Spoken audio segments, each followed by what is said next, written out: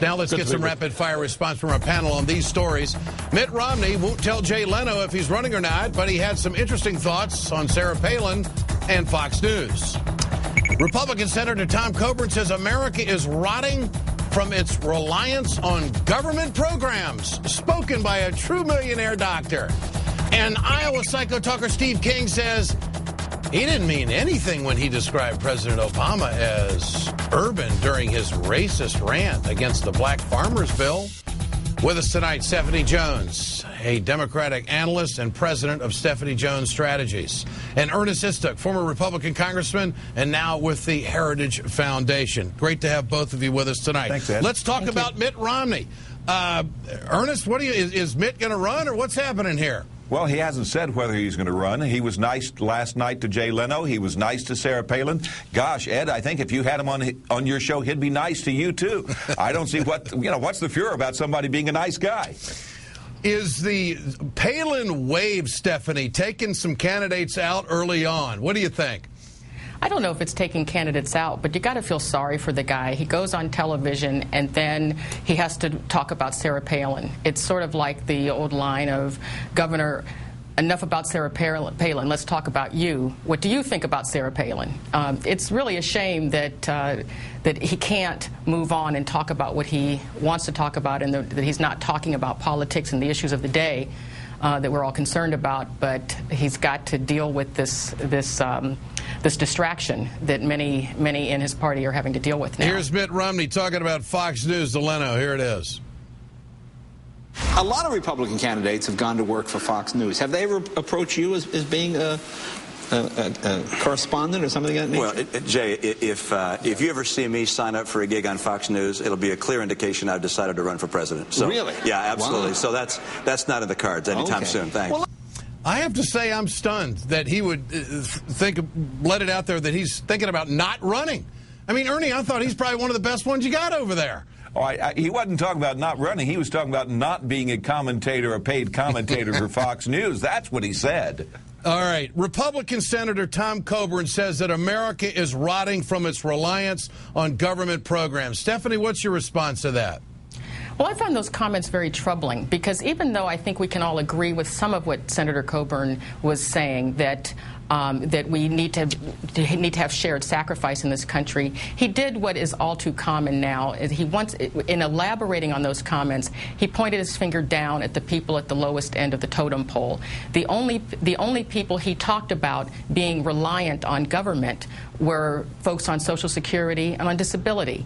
And so once again, we have this sense of blaming the people who are suffering the most and expecting them to shoulder the burden of this difficult economy we're in. Here's Mr. Coburn's comment on the issue. Here it is.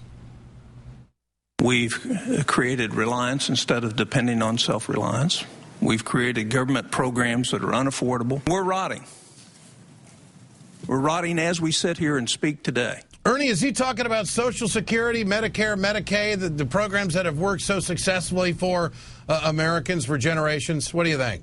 You know, Ed, I'm up here in Boston. All this week I've been attending a conference at Harvard, and Harvard economists, and they're saying this to new members of Congress, Harvard economists are saying that the reason that we've got the financial problems in the federal government are because of Social Security, Medicare, and Medicaid, the programs that are spending so much we cannot afford it. The Heritage Foundation every year publishes an index of dependency, and it shows that last year, in 2009, national dependence upon federal programs went up over 13%. Stephanie, what do you think? That's even before Obamacare kicked in. Well, with all due respect, Congressman, I think that there are a lot of other factors that have contributed to this economic crisis we're in, including the massive tax cuts that we cannot afford.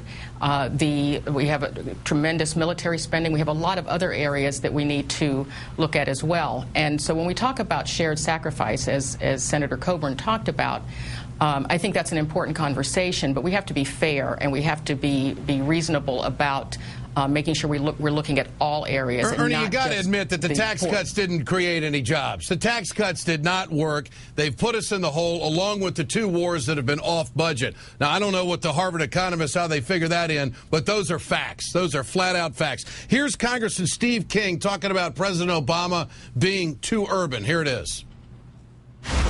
We have a very, very urban Senator, Barack Obama, who has decided he's going to run for president. And what does he do?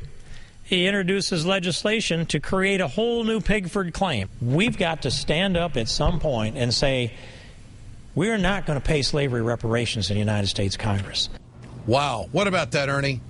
Well, I don't think that reparations are what was pending. I do know the other part that Steve King was criticized was saying that Obama is an urban president, which some people found offense. But if you will just Google what the Obama administration calls its livability agenda, you will find there's a common agreement between Departments of Transportation, EPA, and HUD to try to put Americans into more urban settings.